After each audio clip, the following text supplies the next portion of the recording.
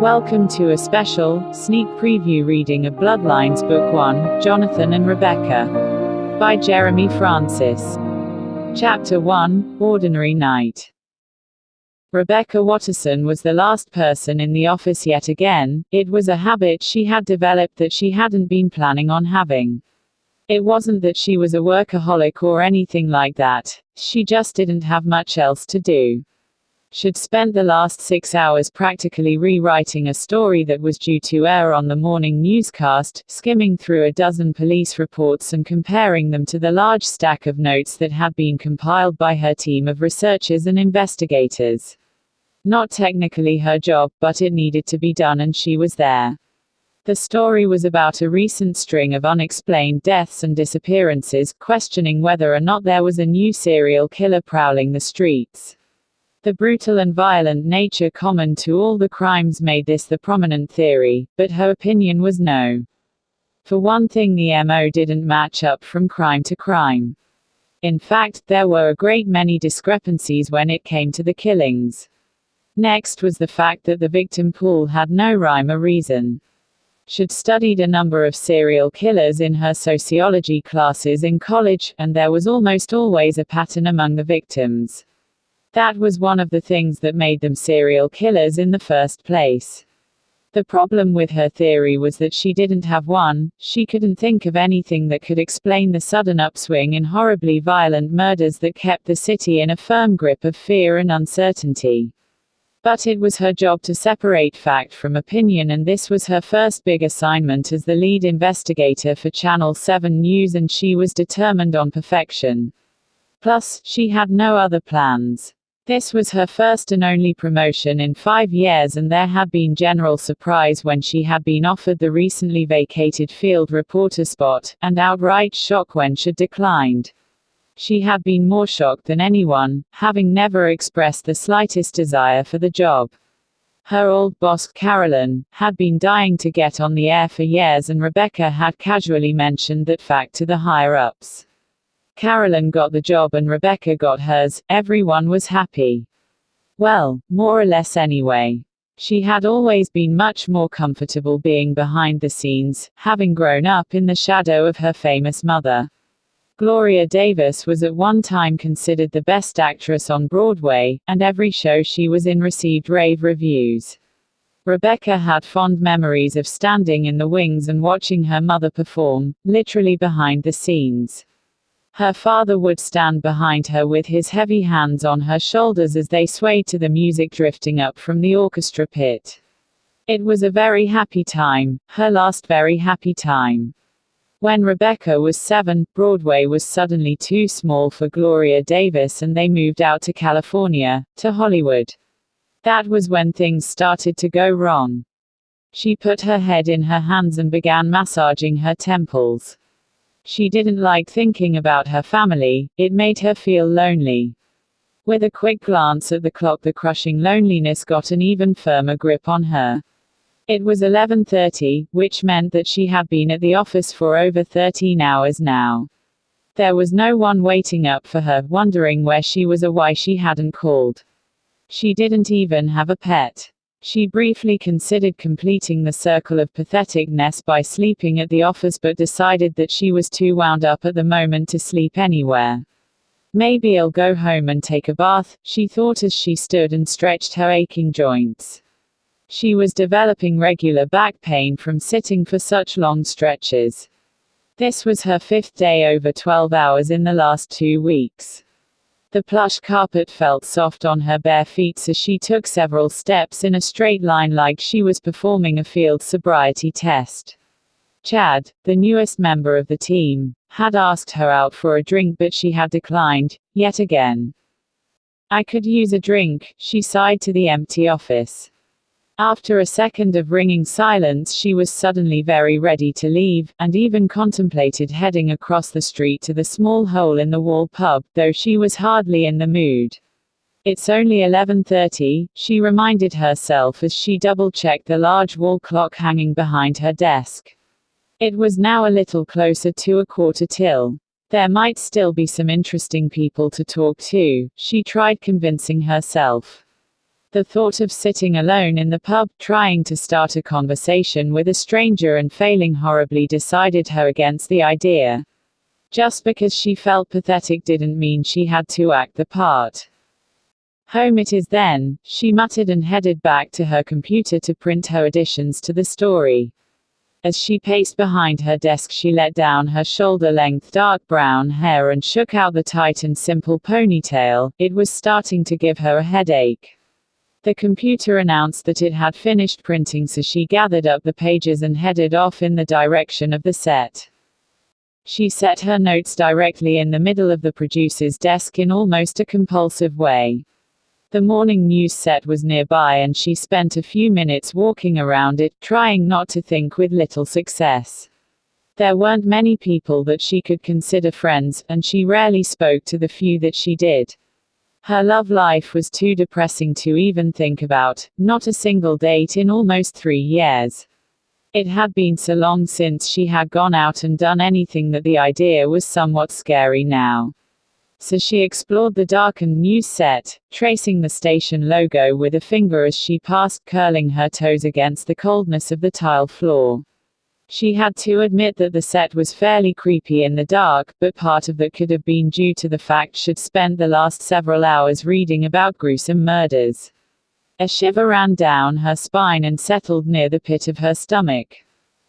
Okay, she muttered, time to leave, and quickly headed back to her desk to gather her things and shut down the computer. The clock tower at the church down the street chimed midnight just as she was slipping on her shoes and raincoat. For some reason the chiming that she knew so well was unnerving, as well as the relative silence that followed. Strange, she thought to herself, I've never been this jumpy, maybe I'm losing it. The tension in her continued to build as she shut the lights off, and the moonlight filtering in through the large windows drained all the color from the room, giving everything a pale, washed-out look. She found herself rushing through the security door but paused when she turned to make sure that it shut, staring at her reflection. The sad, tired face that stared back at her was like that of a stranger, like her mother's had been, toward the end. Her mother had been beautiful and had passed down her thick dark brown hair that looked black in the moonlight, blue-green almond-shaped eyes, flawless pale skin, and pouty lips to her daughter, who could not see the same beauty in herself. At 5'7" she was slightly shorter than her mother had been and weighed 15 pounds less, but the most obvious difference between them was the heavy weight of sadness she carried with her. Her entire life had been spent hiding in the shadows, risking nothing and gaining even less. She had been lonely for so long. If she was really honest with herself, she would admit that what she really wanted was someone. Someone to come home to, someone to hold her on cold nights like this, someone to make the shadows just a little more bearable, someone to love. A single tear crept into her eye and spilled over before she could stop it. She wiped it away hastily, glad that no one was around to see the uncharacteristic display, and closed off that part of her memory. Her shoulders slumped with the overwhelming loneliness as she boarded the elevator. That's it, she muttered, talking to herself again, I really need a drink. She left the building at precisely 12:13 and paused, tightening her coat against the chill in the air.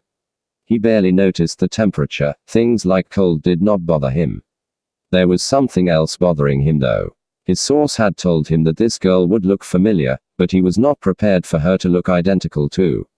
The man shook his head to clear it. He had been tailing her for just over 2 weeks, hiding in the shadows and going through circuitous measures to keep an eye on her, so this was the first really good look that he had gotten. It was eerie, like watching a ghost cross the street. The girl paused under a street light and he read the pain and sadness in her face and posture, though he didn't need to. There were so many ways to read a person, especially for him. His instincts urged him to go and comfort her, even though he knew full well that all he could do for now was watch. The girl unknowingly passed within 10 feet of him and he moved even deeper into the shadows of the alleyway, though he knew he could not be seen. Her closeness sent a strange little thrill through him, which was almost as shocking as the way she looked. A hot surge of guilt followed the thrill, and the thought of her followed that. The pain would reach up out of nowhere and seize him frequently, feeling like it was forever on the brink of tearing him into a million pieces, and he was careful to avoid anything that he knew would invite it in. It was painful to look at her, but he was unable to tear his eyes away. Nor did he want to, and that scared him more than anything. The wind picked up and she shivered as it thrashed her hair about, and again he had to fight the urge to go to her. He wasn't the only one watching tonight, and he wasn't quite ready to reveal his presence in the city just yet. She was in more danger than she could possibly know, but he was well up to the job of protecting her. He would do anything for her. Now why would you think that? He asked himself. He sighed and answered, "Why do you ask questions to which you already know the answer?" The girl reached out and grabbed the handle of a grubby-looking door that led to an even grubbier bar and vanished behind it. The scent of her shampoo drifted to him on the wind, and the pain reared up to take him. The pub was nearly empty. There wasn't anyone that she recognized inside. Just a few rough-looking biker types, some sitting alone and a few huddled together in groups. Of course there wasn't. All of her co-workers that occasionally stopped in for a drink had long since gone home to the families. The husbands, and wives, and kids, dogs and cats, and duplexes in the suburbs. Stop, she pled with herself. She paused for a brief moment and seriously considered turning around and heading straight home, but instead forced herself to walk the short distance up to the bar. The squat, balding bartender either didn't notice her approach or was doing his best to ignore her. "Excuse me," she said quietly, and he finally looked up. "Yeah," he said in a tone that clearly said that he didn't appreciate the interruption. "I'd like a beer please," she replied politely but in a weaker voice than she liked. The surly bartender looked her up and down before responding. She had to repress a shudder. "What kind of beer?" "Whatever you have on tap," she said as she slid a $5 bill across the counter. "Not picky, eh? My kind of girl," he said with a wheezy chuckle, wagging his bushy gray eyebrows. Clearly, she thought as he waddled off in search of a clean glass. She glanced around at the bar trying to avoid the eyes of her fellow patrons. The bartender practically slammed the beer down on the bar in front of her just as the three men at the table behind her let out a loud peal of laughter. Both startled her. She was more jumpy than usual, after all. The bartender attempted to smile at her, but it was more of a leer. He was missing at least 4 teeth that she could see. There was a shadowy table tucked away in the far corner and she headed straight for it, noticing as she did that all eyes followed her progress. Well, this was a great idea, she thought, staring down into her glass. She could feel her thoughts leading her in a direction that she didn't want to go and quickly took a large gulp of beer to try and distract herself. After sitting there alone and in silence for several minutes, the distractions in the bar were running out, so she took out her phone and started flipping through the contacts list, searching for someone that might still be up. Naturally, there was no one to call in her feeble list. It was strange that all the pent-up loneliness was catching up with her now, especially since there was no trigger. Did there really need to be a trigger though? Couldn't it have all just become too much to bury any longer? Maybe I'll try one of those online dating services we all hear so much about, she thought, knowing full well that she wouldn't. She took another large drink, trying to empty the glass quickly so that she could leave. A draft of icy wind made her shiver as the door opened and a tall man in a tattered brown overcoat entered and took a seat across the bar at an empty table. The stranger looked harmless. His clothes were dirty and worn and his long brown hair was greasy and caked with dirt. He was also very thin, emaciated even, and his face was sunken and hollow with dead-looking eyes. Just another one of the thousands of homeless people that passed by here every day, trying to get out of the cold for a few minutes. He began chewing on his long discolored fingernails as she took in his appearance. Suddenly, without any sort of warning, his eyes snapped up and locked with hers. She dropped her gaze at once and nearly choked as she took a hasty swig of beer. He hadn't seemed frightening until he'd looked at her. She had actually been beginning to feel sorry for him. Now, however, terror seemed to be crawling up her spine, freezing her limbs one by one. The story she had been working on suddenly came to mind. 18 murders and another 22 disappearances in the past 3 weeks. 3 of them within 5 blocks of this very bar. The shivers that now gripped her had nothing to do with the temperature. Something told her that the frightening-looking vagrant who was still staring avidly at her was much more than just another unfortunate homeless person. She chanced a glance up at him, and the man's face broke into a wicked smile, exposing yellowing teeth. There was no drink in front of him, and he had not approached the bar. All he had done since entering was stare at her. "Get up," a quiet but firm male voice commanded inside her head, startling her. "Get up and leave, right now," it repeated firmly. She sprang up at once, and dashed for the door, back out into the frigid New York street. Thank you for listening, and if you like the story and want to hear more, be sure to subscribe, like, comment, and share with your friends. You may also help get this book published by making a donation at www.gofundme.com/bloodlines-publication.